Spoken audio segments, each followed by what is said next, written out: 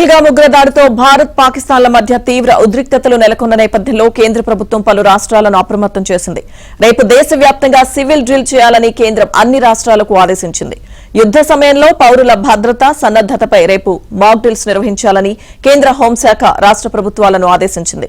ఈ నేపథ్యంలో civil defence drill పై ఇవాళ కీలక సమావేశం జరగనుంది.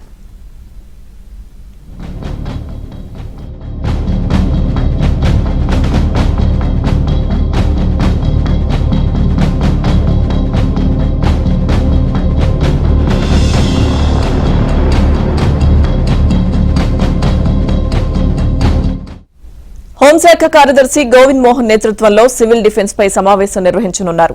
దేశంలోని 244 జిల్లాల్లో సివిల్ డిఫెన్స్ కు సంబంధించి ఏర్పాట్లపై ఈ భేటీలో చర్చించనున్నారు.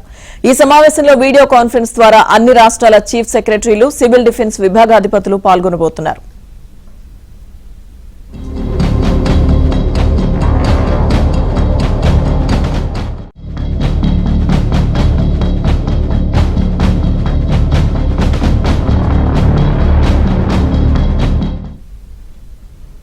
సివిల్ డ్రిల్స్ పై జరగనున్న కీలక సమావేశానికి సంబంధించిన పూర్తి అప్డేట్స్ మా ఢిల్లీ బ్యూరో చీఫ్ కృష్ణ అందిస్తారు. కృష్ణ. లక్ష్మీదుర్గ భారత్ పై యుద్ధ మేఘాలు కమ్ముకున్నాయి. కేంద్ర ప్రభుత్వం యుద్ధ సన్నద్ధత పైన కీలక సమావేశాలను అయితే నిర్వహిస్తుంది. నిన్న అన్ని రాష్ట్రాల్లో యుద్ధానికి సంబంధించినటువంటి సన్నద్ధతకు సంబంధించి మాక్ డ్రిల్ నిర్వహించాలంటూ నిన్న కేంద్ర ప్రభుత్వం అన్ని రాష్ట్రాలకు ఆదేశాలను జారీ చేసింది. ఈ నేపథ్యంలోనే సరిహద్దు రాష్ట్రాలు సహా పలు రాష్ట్రాల అధికారులతో కీలక సమావేశాన్ని కేంద్ర హోంశాఖ కార్యదర్శి నిర్వహించబోతున్నారు. హోంశాఖ కార్యదర్శి గోవింద్ మోహన్ నేతృత్వంలో ఈ రోజు ఉదయం 10:45 ఈ భేటీ జరగబోతుంది. సుమారు 244 జిల్లాల్లో సివిల్ డిఫెన్స్ కు సంబంధించినటువంటి ఏర్పాట్లపైన హోంశాఖ కార్యదర్శి ఈ సమావేశాన్ని నిర్వహిస్తున్నారు. ఇందులో వీటన్నిటికి సంబంధించినటువంటి అంటే యుద్ధ సన్నద్ధతకు సంబంధించి ఆయా రాష్ట్రాలు ఏ విధంగా తయారవుతున్నాయి అన్న దాటిపైన ఇందులో సమీక్ష నిర్వహించబోతున్నారు.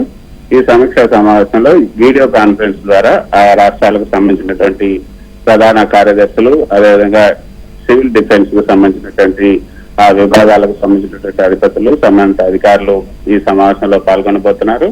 కాబట్టి ఈ సమావేశంలో ఏ నిర్ణయాలు తీసుకుంటారు, ఏ విధంగా ఈ మాక్ డ్రిల్ నిర్వహించాలి, ఆ తర్వాత నిజంగా యుద్ధం కనుక వస్తే అప్పుడు ఏ విధంగా ఈ యొక్క పౌరులను ఏ విధంగా కాపాడాలి, వాటన్నిటికి సంబంధించి కూడా ఈ రోజు ఒక నిర్ణయం తీసుకునే అవకాశం ఉంది.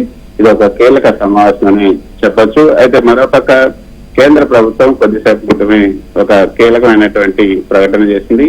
పహల్గామ్ ఉగ్రదాడి తర్వాత హింసను ప్రేరేపించేలా సోషల్ మీడియాలో ఎవరైతే ప్రభావితం చేస్తున్నారో వాళ్ళను, అదేవిధంగా ప్లాట్ఫామ్లను కూడా గుర్తించాలంటూ ఇన్ఫర్మేషన్ టెక్నాలజీ స్టాండింగ్ కమిటీ ఆదేశాలను జారీ చేసింది. ఐటీ చట్టం 2021 డిజిటల్ మీడియా ఎథిక్స్ కోడ్ కింద దేశ వ్యతిరేక చర్యలకు, అదేవిధంగా హింసను ప్రేరేపిస్తున్న సోషల్ మీడియా ప్లాట్ఫామ్లను నిషేధం విధించాలి. అదేవిధంగా తీసుకున్న చర్యలపైన ప్రణాళికలను కూడా సమర్పించాలంటూ ఐటీ సమాచార మంత్రిత్వ శాఖలను ఈ స్టాండింగ్ కమిటీ కోరింది. మే 8వ తేదీలోగా ఈ నివేదిక అందించాలని కూడా ఆదేశాలను జారీ చేసింది. అయితే లక్ష్మీదుర్గ మరోపక్క కవింపు చర్యలకైతే పాక్ ఇంకా కొనసాగిస్తుంది. గత 12 రోజులుగా సరిహద్దుల్లో పాకిస్తాన్ కవింపు చర్యలకు పాల్పడుతోంది.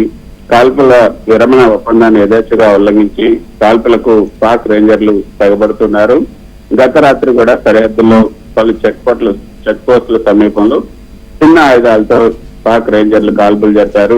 కుప్వారా, బారాముల్లా, పూంచ్, రాజౌరి, మెంటర్, నౌషారా, సుందర్బని, అఖ్నూర్ సెక్టార్లలో ఈ పాక్ రేంజర్లు కాల్పులు జరుపుతున్నారు. సరిహద్దు నియంత్రణ రేఖ వెంట ఎల్ఓసి వెంట భారత్ చెక్ పోస్టులకు ఎదురుగా కాల్పులకు పాక్ రేంజర్లు తెగబడుతున్నారు.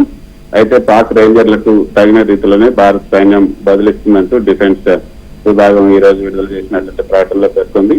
మొత్తానికైతే ఈ రోజు కూడా ఈ యొక్క పహల్గామ్ ఉగ్రదాడికి సంబంధించినటువంటి ఉగ్రదాడికి ప్రతీకారంగా భారత్ పాకిస్తాన్ పై ఎటువంటి చర్యలు తీసుకోబోతుందన్న అంశాలపై కూడా కేంద్ర ప్రభుత్వం వివిధ విభాగాలకు సంబంధించిన అధికారులతో కొత్త భేటీలు నిర్వహించే అవకాశం ఉంది.